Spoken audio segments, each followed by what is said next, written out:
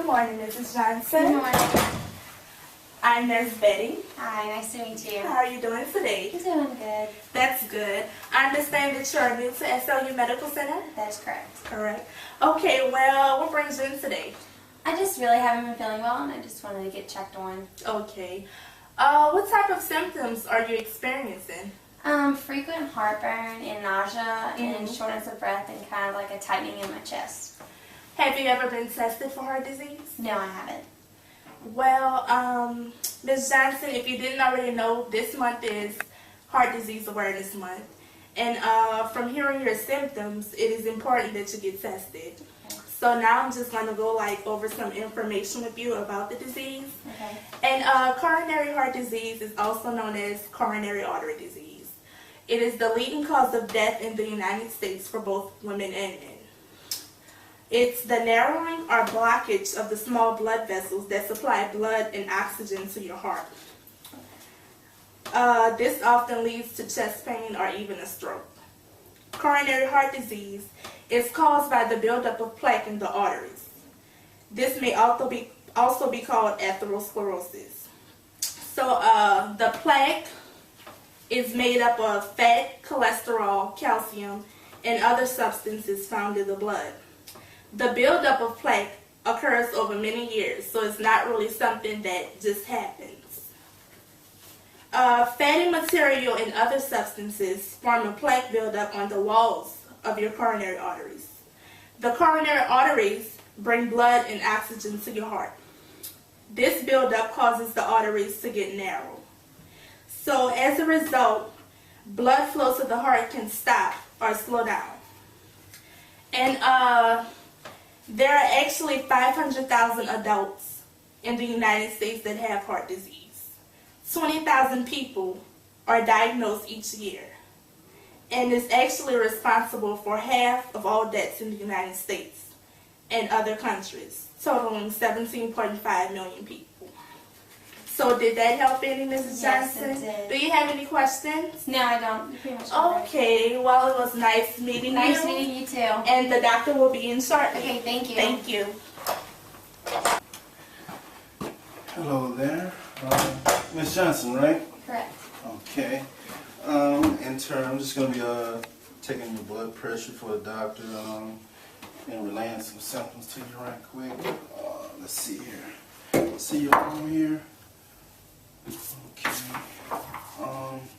So I looked at your chart. You're here to get a checkup on some symptoms you think you may have coronary heart disease? Yes. Is that correct? Okay. You're 45? Mm-hmm. You're kind of young to be 45. Thank you. Let's see if we can get this. So, you're having any chest pain, dizziness? Yes, weakness? What about shortness of breath? Yes, that as well. Okay. Let's see here. Any vomiting or anything like that? No. Not at all? Not as much as all my other symptoms. Okay. Any chest in your sternum area? Yes. They call it a gena. It's very intense pain right up on the sternum. Let's see. Since you're a lady, your symptoms are very much restricted to shortness of breath, dizziness, weakness, nausea, indigestion. Plus, have you any sharp pains in your arm radiating from your jaw, throat, area I like gotta that? think about it. Okay. What about any neck pain? Have you had any symptoms like that? Not really. Not really? If I do, I normally just take like ibuprofen for it. Okay. Well, aspirin is pretty good for this. I don't know if you know anything about that. Let's see. Ask you that. I've asked you this. How often have you had those symptoms? Is there a stable pattern or unstable pattern? It's like at the end of the day, it seems like. So like when I wake up in the morning, I like feel okay, and then I go through my daily activities, and then I feel like I experience this. Do you have a symptom of shortness of breath after you do any extreme exercise? It looks like you're kind of healthy, so do you have shortness of breath? I do, after actually. exercise? Okay. Okay, let me write this down for the doctor. And once again, I think those are all questions I wanted to ask you regarding that? Any other questions you had about this? No. Symptoms that I didn't ask you anything about that you may want to relate to the doctor? No. Are you sure? Yes. Okay. Well, I think I'll take this to the doctor and he'll be in shortly. Okay, thank you.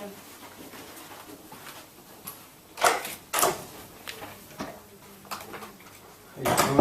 Good. My name's Dr. Glover. Nice to meet you. I heard that you having heart disease, may have heart disease. Yes.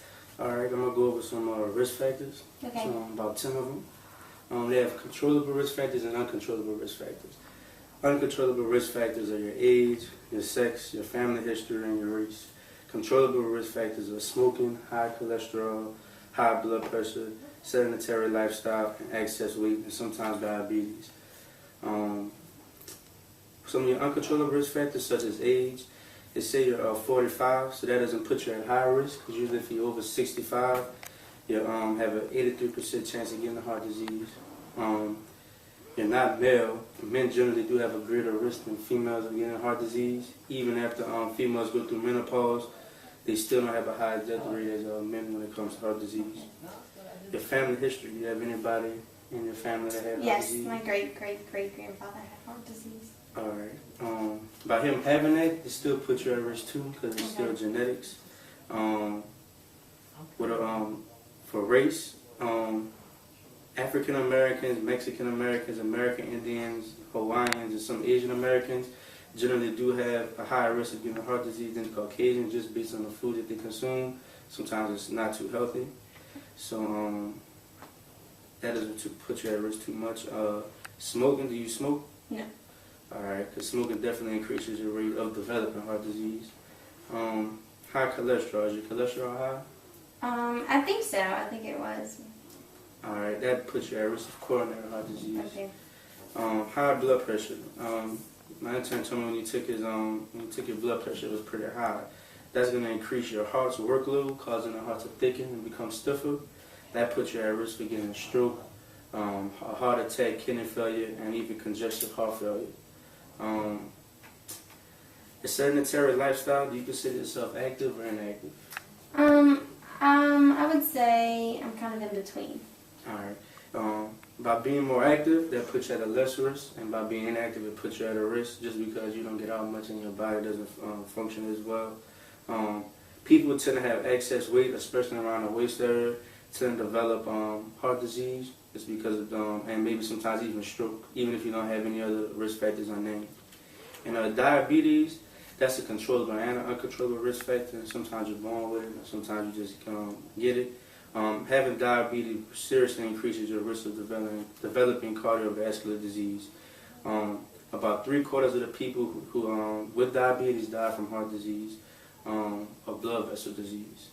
So I told you some of these. I'm going to let the next doctor come in and talk to you about some other stuff. Okay, thank you. See you later.